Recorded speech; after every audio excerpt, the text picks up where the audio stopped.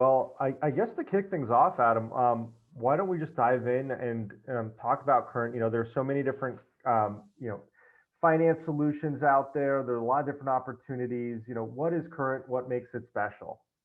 Yeah, certainly. Well, for one, we're here in New York. Started about 6 years ago in downtown Manhattan, and we're banking for people who are overlooked by traditional banks, right? Specifically, what that means is that um, traditional banking, right, and the traditional banking business model is built on accumulating assets, right, and then loaning out those assets and or selling you a credit card or mortgage. That's essentially how they make money. The problem with that business model is that half of this country is not there, right? Especially if you're young, you're nowhere near, a mortgage and may not have the credit score for the credit card. But if you're paycheck to paycheck, you're definitely not there, right? You literally, by definition, are not don't have assets for the bank to loan out. So in return, traditional banks charge you all types of terrible fees to at least try and break even on service, because ultimately, traditional banking is an extremely expensive service, right? I'm here in the city, and there's a bank on every single corner with like a bank vault worth of you know cash with security locks and security systems, and take away all that, and even just the legacy processing of all this, it's a little bit crazy, right? So enter in current, we're obviously far more cost efficient than that, right? We're online only, and we've actually built our own banking infrastructure from the ground up. It's part of why this company is 6 years old, but you might only be hearing about us now. Um, and so with that, it gives us far greater flexibility to provide uh, financial products and a brand that's relevant to that audience, right? To that other half of America, to young folks, to folks who are paycheck to paycheck, that can really inspire them, motivate them, and give them the tools to improve their financial outcomes. Yeah, and you mentioned right this idea of a lot of young people out there being able to access your service or offering. Can you talk to us a little bit about the difference between Gen Z and Gen Y and what you're seeing? Yeah, certainly. So we skew fairly young, right? We're really onboarding people into the financial system. About half of our customers today were actually their first bank account. So that means Gen Z, young millennial, um, and their needs are very different from previous generations. Their expectations are very different from previous generations. And then how to actually reach them, where they spend their time, is very different from previous generations. I think now more than ever, um, you know, and it's talked about a lot over the last several years, kind of like the bubbles that we live in. But in ways that in which that can manifest itself, I like to think of really, there's never been another time in history where a top five most important celebrity to a 25-year-old um, would just otherwise not be known to a 35-year-old, and or 40 or 45-year-old, right? And we're actually living in that world today, right? Like, and I think that's really unique. And this applies to everything, right? We see this in politics, we see this in news, we see this across the board, where it's like, how did you never hear about this thing? And it's kind of a function of all this information being delivered to us via algorithms. Um, but it means you really need to take a different approach with individual audiences, particularly by age. And so for us, right, if you just go to current.com, it'll hit you in the face pretty quickly that we are, we're of a certain generation. And we don't look what you might expect a bank to look like, because ultimately we're not a bank. We're financial technology. Um, so yeah, hopefully that answers the question a bit. Yeah, and you touched on something around the influencer piece that I want to address later, which is awesome. I think I would love to dive into around you know when people come to your site, right? First impression, I guess. What's your biggest challenge with engaging consumers and acquiring new customers? Well, it's a big ask, what we're asking for. Our core KPI, what we're driving for, the thing that we need from our customers to give them the most amount of value back is their direct deposit, their paycheck. And again, if you're talking about somebody who's young and you're talking about somebody who's paycheck to paycheck, that's a huge ask, right? If you're paycheck to paycheck and I'm asking for your paycheck, that means I'm asking for all of your money, right? That's no small thing.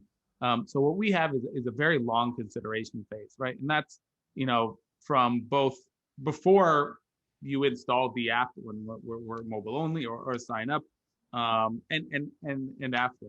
Um, so, a challenge for us is is making sure that on all the different touch points that a user may have, um, that it's all consistent in telling one narrative, ideally in kind of an order of operations that makes sense for people, that gets people more comfortable, that builds trust. Because ultimately, I'm really proud of what we built, and I'm really proud of who we are. But for most of this country hasn't heard of us yet, right? I can sit here and shit on Wells Fargo all day for all their terrible practices, but they're around the corner and they've been there for the last 50 years. If something doesn't work, if my money isn't there, I can go yell at somebody, right? We don't have that as a new brand, as an online only brand. So we have to overcome a little bit of that trust. So that's certainly a challenge that we're quickly addressing. Yeah, yeah, and I love the sort of comparison to that physical space, right? When you look at like bank buildings, they often, choose buildings like big granite foundations or facades, so it feels like something stable in there. Yeah, And so somebody's I paying guess for that, by the way. exactly, definitely.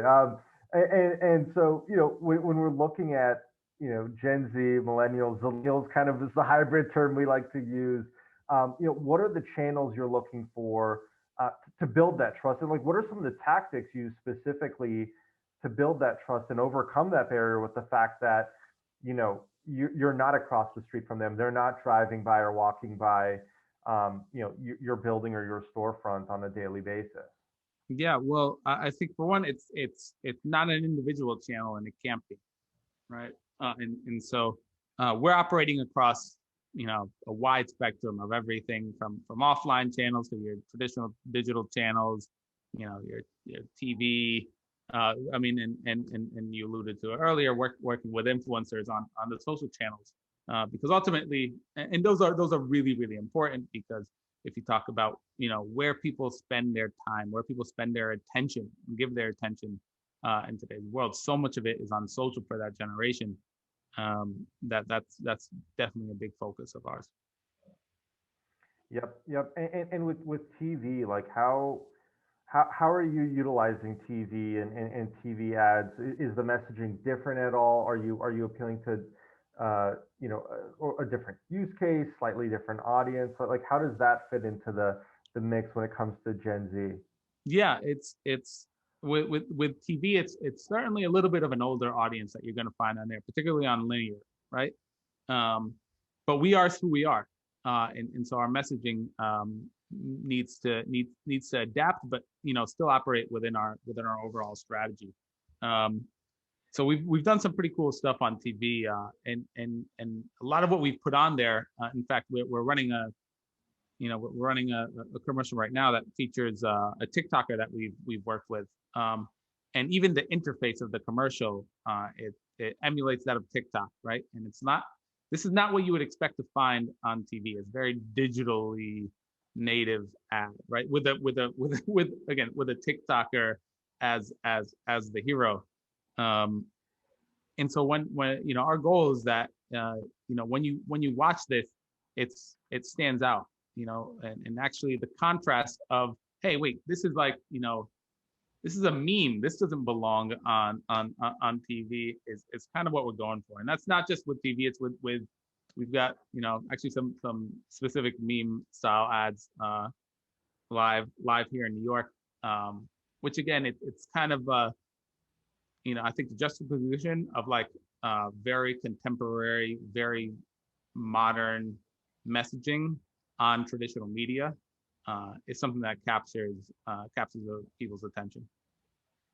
That's awesome. And I think you know, you touched on it too with this, but using a TikToker for TV, right? Would love to, you know, just to hear why influencers and you know, why do you see influencer marketing as a great starting point? I know you touched upon it a little bit at the beginning, but would love to get a deeper take from you on that.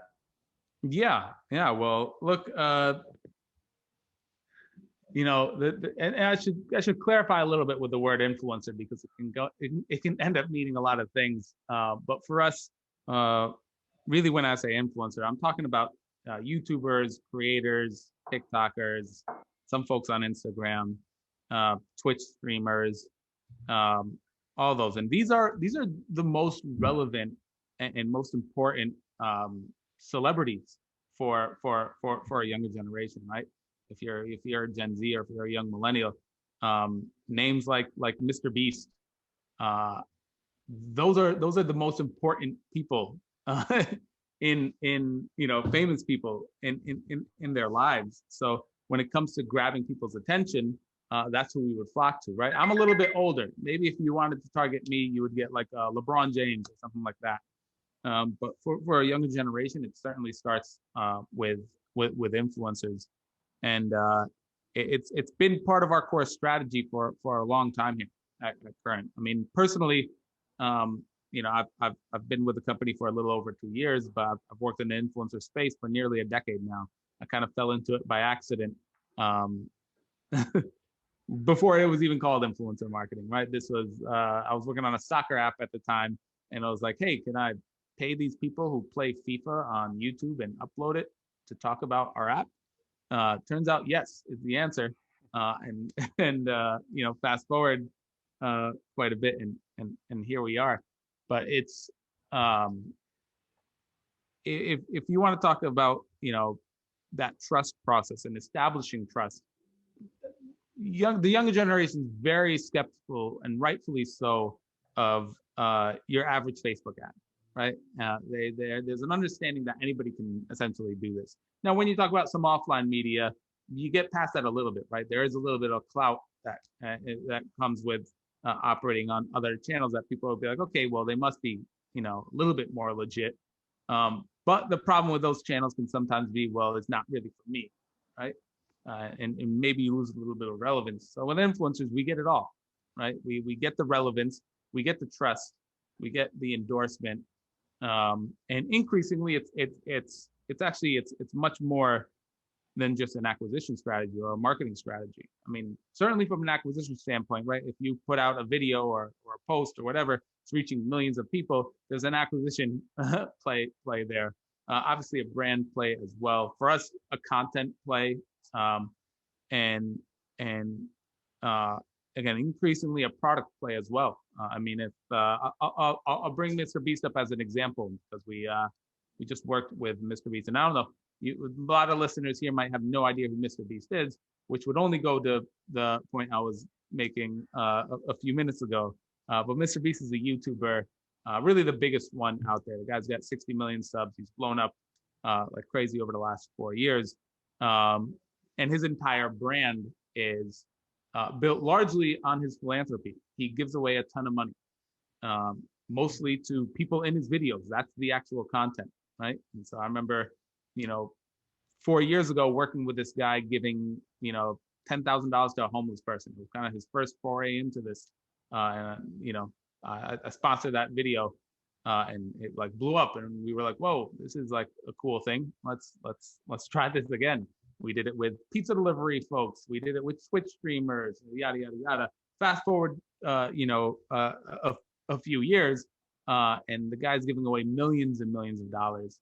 Um, and so we worked with him on a video where it was actually his biggest fan giveaway ever, right? And so he gave away it's $100,000 to up to 100,000 fans, right? And it's pretty cool because there's no actual practical means to be able to do that, right? Like, how do you give 100,000 people money as a YouTuber? There's a ton of ways to get money from 100,000 people, right? There's a million platforms out there that kind of empower that, but the inverse, not so much.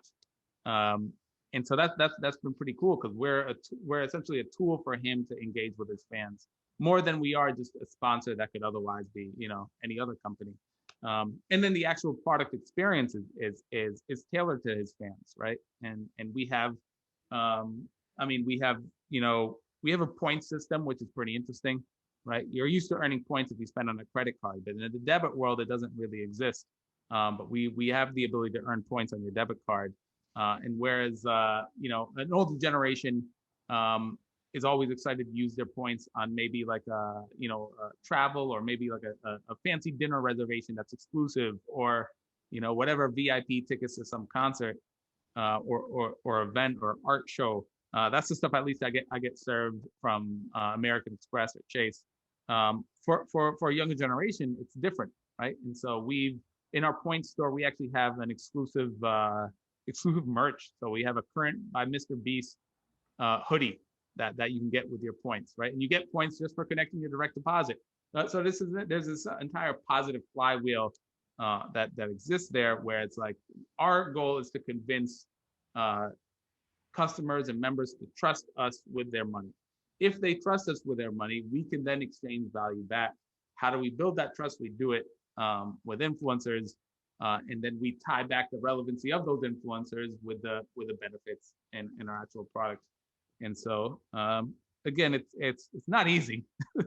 I'm not saying it's easy, but it's very rewarding.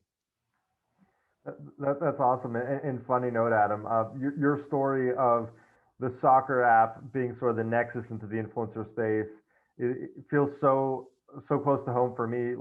I literally started an app and was looking for a way to market it. And at the time, we're like, okay, well, we don't have the budgets for big ad agencies. We obviously can't afford a celebrity. What are we going to do? And it was just like, well, we see this person on Instagram with 15,000, 20,000 followers, and this person on Twitter. Let's just shoot them a DM and see if they'll promote it. And and these were people that were relevant to us, and we said, okay, let's see. And that was sort of that step. And I think what you touched on was really interesting, which is, and I think it took time for a lot of people in for the previous generations to really understand. But like traditional celebrities aren't nearly as relevant as a lot of the influencers that we see, or even like creators, right? To pick a broader or kind of more specific term for this, right? And people are really customizing who they're following, who they're looking at. There's so many different types of creators and influencers out there in all sorts of genres, from beekeepers to to chefs, which is obviously a big category, the finance influencers, the astrophysics. So you really have it all. And I think you touched on something really powerful, which is that level of trust. But also, it sounds like you're competing with the Wells Fargos of the world. Instead of having that brick and mortar presence, you're having that digital real estate with that endorsement. And I really want to come back to how you're integrating influencers, right?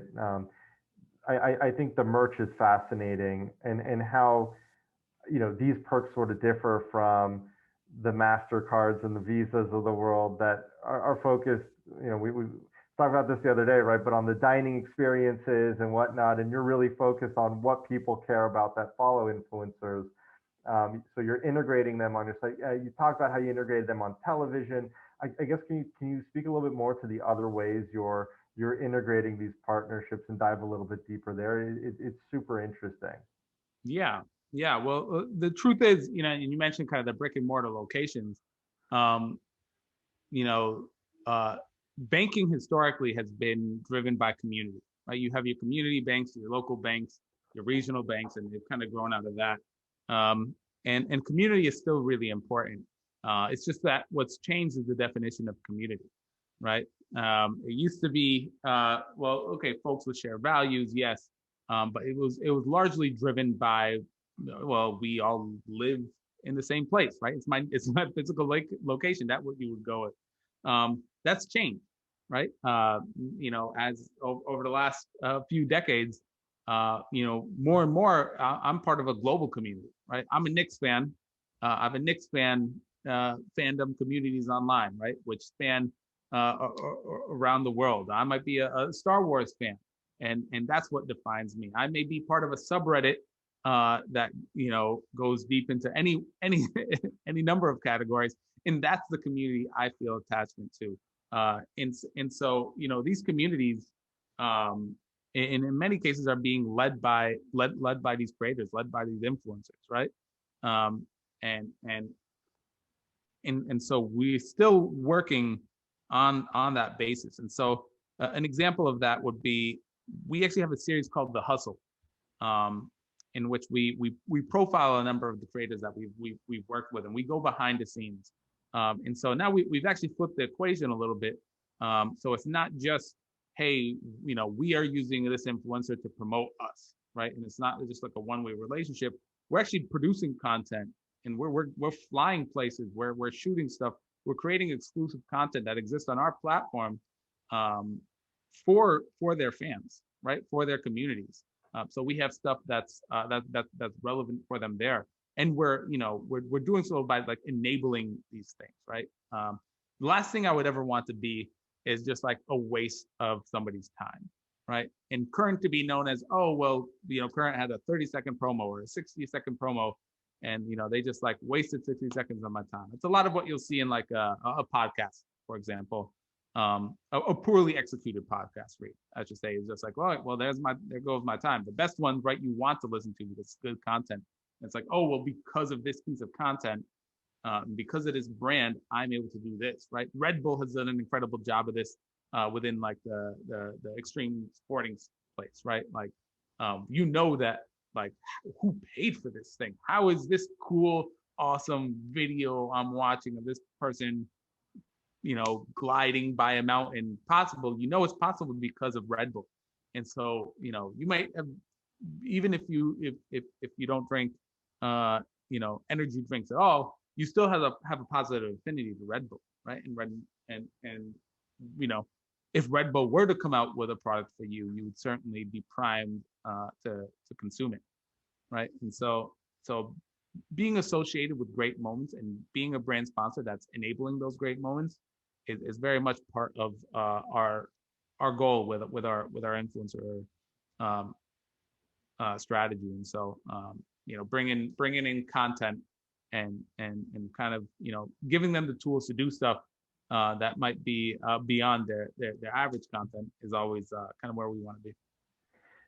And I really want to highlight what you called out, which is this exchange of value, right? Like you want to provide consumers, potential customers, whoever, with content that they're actually going to value.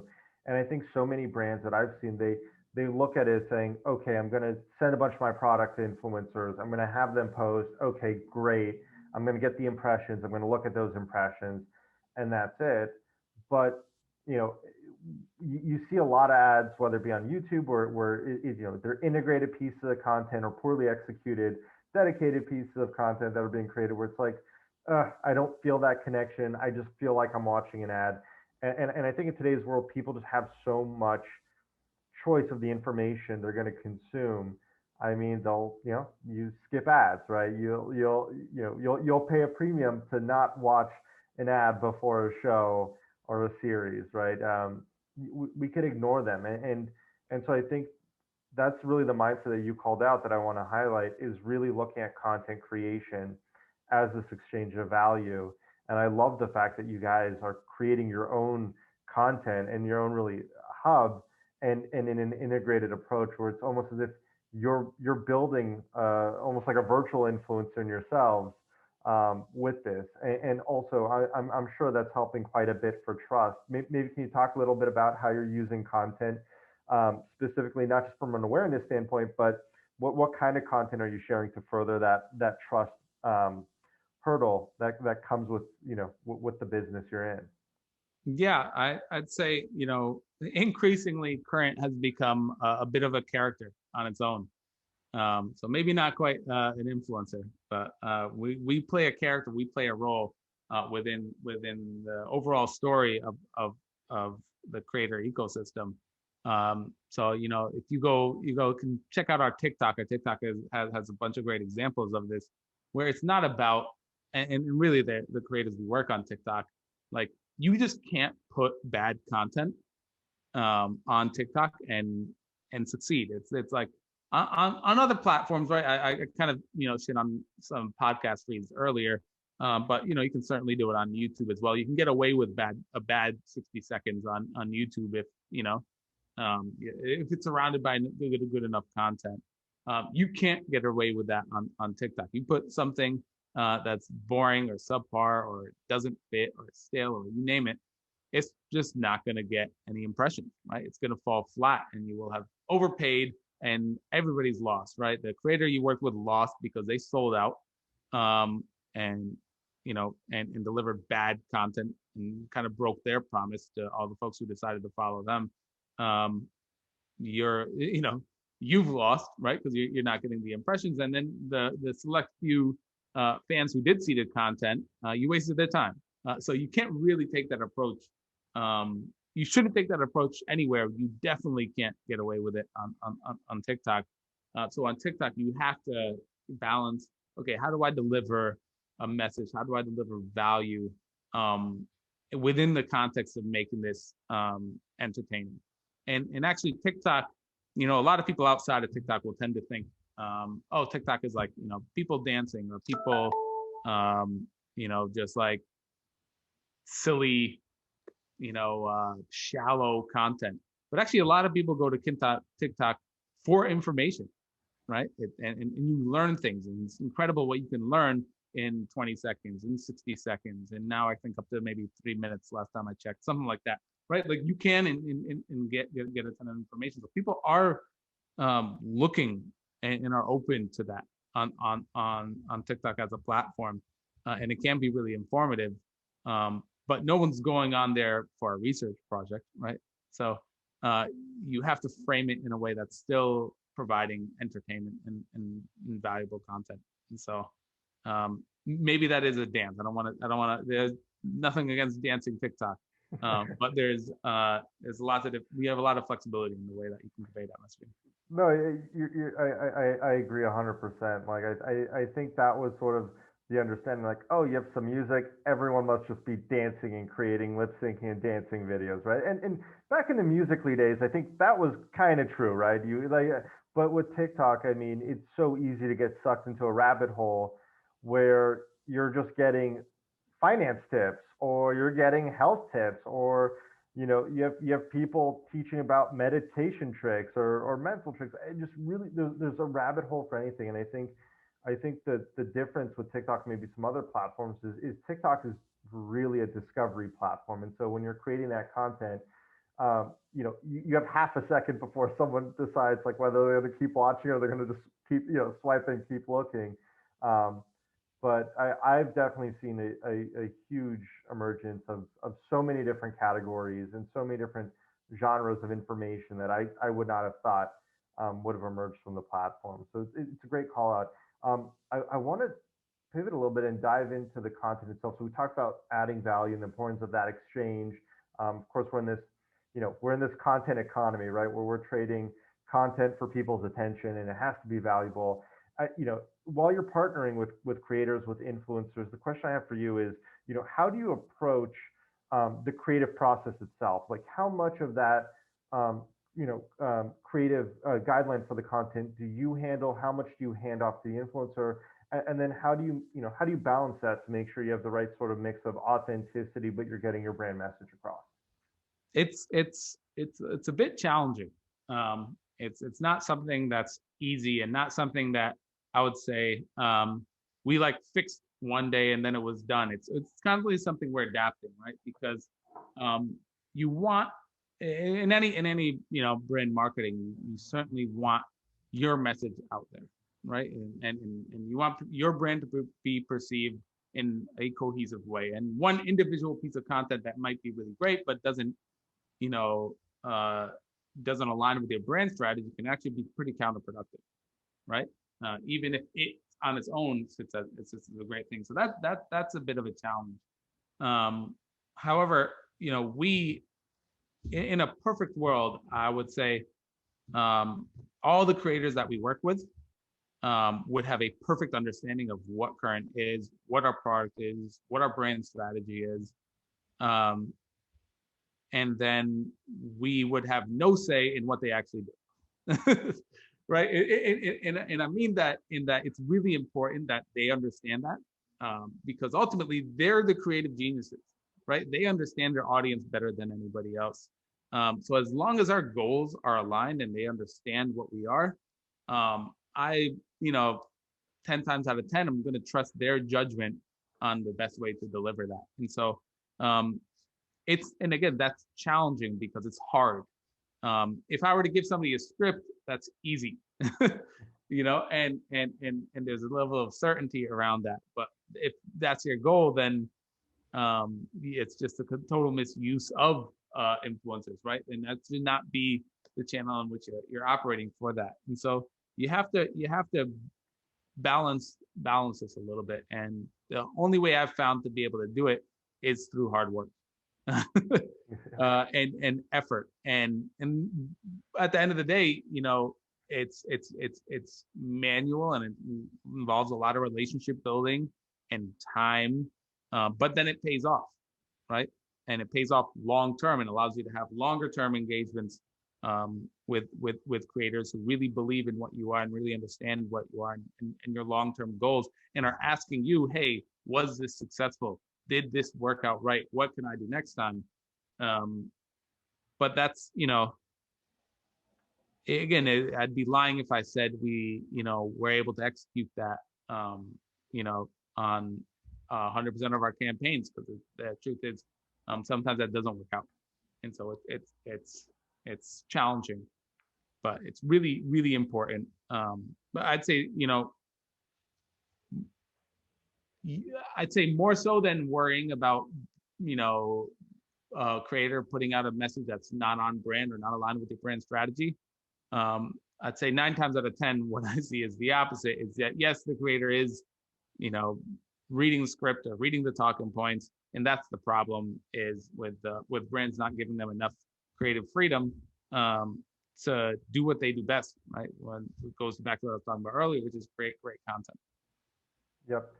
Yep. And can you share a little bit of like the specific sort of pitfalls that some brands can expect in terms of like actually executing it, right? So you go through the creative briefing process, you send through something very thorough, you hope it kind of gives enough freedom for them to kind of take it and run with it. But then can you talk through some of those pitfalls, just for, for the audience listeners here to look out for, and maybe like some of the recommendations you have and you've learned throughout the course of your career and your time with Current, and scaling that? Yeah, well, I'd say I'd start with the fact that, you're going to need buy-in. It's really going to be important to get buy-in within the entire org, because it can be challenging sometimes, because you are giving up some control, right? On your own operated media, you're 100% you. It's your voice, your message, your everything. And so it's kind of easy to align people around that. You're giving up control when you're working with creators, and there's a balance there. But if you don't have buy-in, and when I say buy-in, I don't just mean from like the higher ups or it mean across the organization. Because there'll be manifestations in this for engineers, for product folks, for CS folks, for finance folks across the board. You really buy-in is really important. And so once you have that, again, being selective about the creators you work with, making sure you're just working with creators who share your values, versus the ones who are just the easiest to work with, or the ones who say yes, or the ones who, I will say the ones who approach you, but the ones who approach you usually are aligned with your values. And sometimes that means making difficult decisions, right? And so saying no to certain creators, and then really not settling when you are working with them. And so it can be, again, this is like, it's almost like a BD department, or a sales department. They just want to close deals, right? But your team needs to be a little bit more nuanced than just that. Yep. Yep, and understand, right, that you're dealing with people. These are each specific partnerships and relationships. It's not like a Facebook ad where you could just increase the spend from one day to the next and have it scale up flawlessly.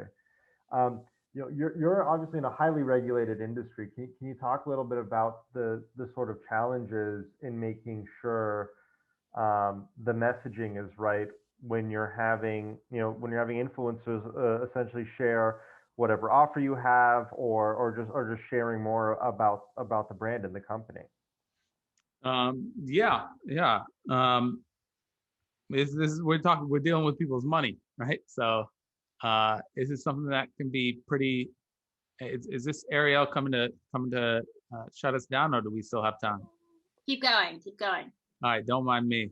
And so yeah, it's important that, and let's go back to the education side, that uh, as long as the creator is truly understands what we're offering, why we're offering it, um, we generally don't run into issues. But when, sometimes, folks take shortcuts, and that could be on our end as well, right? Like if we don't go through that full education process, they'll say something which, yeah, we have to be very vigilant about, because of regulation. Make sure that they're representing us and our offerings all in the right way.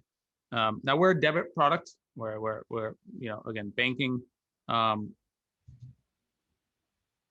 Most of the regulations make sense. There's something called UDAP, which is unfair and deceptive advertising something practices. Um, Most of those regulations make sense. So, as an ethical brand, we don't come up against them too often. Yeah.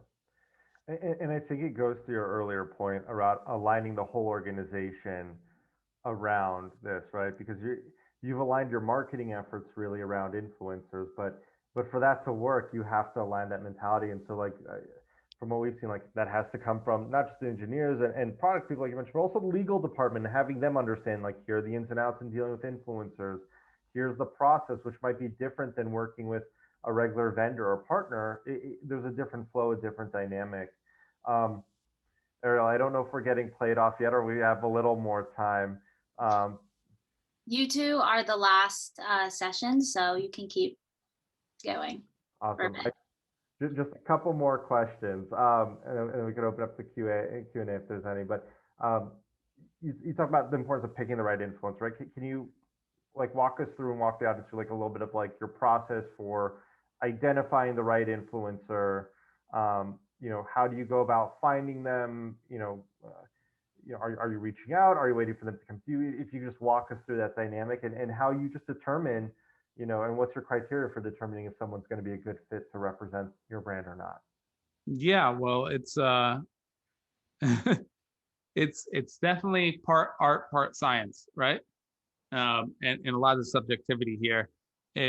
My advice is look to your audience and see where they are.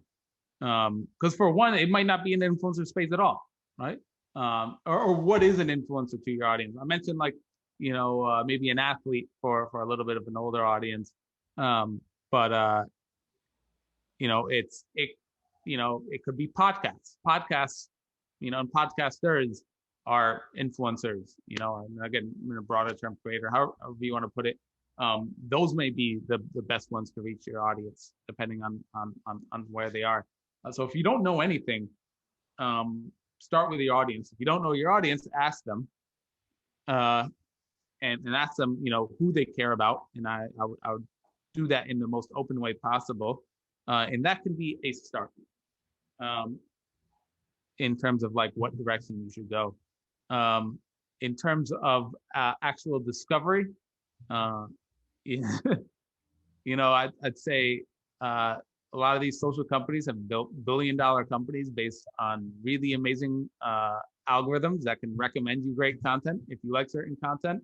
So it's pretty simple, but that's actually a pretty good way to discover folks, is just poking around natively. And then from a brand standpoint, it depends really where you are as a brand. But if you're fairly mature and you know where you are, outlining like pretty firm guidelines,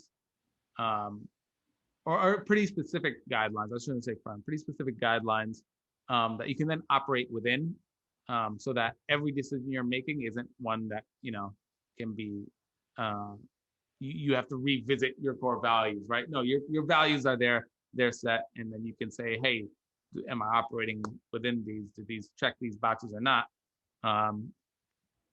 Usually helps. Awesome. In terms of ROI and measuring success, I guess, how are you measuring success with influencers? How are you tracking it? What are those KPIs that you look for? And I ask because, influencers can be used as both, as like a direct response sort of channel, but also there's just so much benefit from a branding standpoint, a trust standpoint. And so I think some advertisers sometimes struggle with that sort of dual aspect of it. So can you talk to that a little bit and how you guys are approaching it? Yeah, well, we care about both here, and I'd say a lot of times within an organization, maybe influencer gets pigeonholed under one, and it's really not about the channel. It's almost like saying, oh, Facebook, is a performance direct response channel that could never be used for branding, or that TV is a branding channel that could never be used for direct response. I think, as a channel, it can be used for both. And in terms of measuring, certainly, measuring direct response is relatively easy, right? And I say relatively because you do the thing and then you see what happens, and you get a level of attribution. Attribution is never going to be as clean or as simple as it is with, let's say a Facebook ad or a Google ad, right? Something with, full view through and click through tracking and all that. But it's not exactly rocket science to model out either. On the brand side, it's a little bit more difficult, right? You have to, and we pay very close attention to our brand. We measure our brand and our perception and all that pretty rigorously. But it happens on a much longer time horizon. So that one's a little bit more challenging, but one that we're very conscious of. Awesome. And I guess, Ariel, we could open this up to Q&A if there are any questions. Totally. Do you see any that came through? Let's see. I do. Well, let's see. I guess as the moderator, I could see these. Let's see. Okay, here's a great one. How has the customer journey evolved in recent years? How have the changes in the customer journey impacted your approach to digital media? Well, I spoke about relevance before. A fun one, again, I'll point to what we just did with Mr. Beast because he is so big, right? And we have, essentially we have a long-term partnership with him. It's allowed us to kind of invest more resources into a custom experience. So even in the landing page, right? You can go to mrbeast.com current.com/mrbeast. And it's a custom landing page, right? With custom value props to that. You enter in promo code, or actually we call it a creator code BEAST in the app, and you're getting a custom splash screen that's branded Mr. Beast. When he pays you, you get payment from Mr. Beast. It's a custom page and a custom branded receipt. So the full experience is tailored around this. And in this case, it's an influencer, but right, we tried our best to do this for as many segments as possible, right? So that it's we're one platform, but we built it in a way that can be really flexible for tons of different people. I mean, we have parents and teens. We have a teen banking product. And it's one platform that can accommodate for both of those. So that's something that's a little bit in our DNA from our early stages to build this to be super flexible. And when you get that flexibility, you can customize it. I know you spoke about that digital community earlier in the session, and when you go to Current's website, you feel that community. You're like, I'm a millennial, but when I go to that website, I'm like, all of my peeps are on here. I need to join. I need to get on this app. Everyone hype is on it. Little bit of FOMO, right? Yeah. Definitely. There's another question that, yeah, and on topic we didn't dive into that I think it's on top of a lot of people's mind, which is around inclusion, right? So how do you see your audience demographic expanding to be more inclusive as the industry grows and evolves? Yeah, well, our customers are really diverse, right? I talked about how traditional banking set up to serve one type of customer, right? And that's a wealthy customer, somebody who's accumulating assets, and somebody who fits the mold, right? So they're in all likelihood older, in all likelihood working, you know, uh, a professional full-time job, with what we call like the nuclear family, because and again I'll allude back to the actually our teen banking product, which is pretty interesting. But even that, I think that's the first product that we launched years back. We built it to accommodate divorced parents, right, and co-parenting, for you to both be one on one account, but still be able to give money to your kid. So kind of, I'd say accommodating for lots of different lifestyles and unique lifestyles has been in our DNA early on. From a diversity standpoint, right?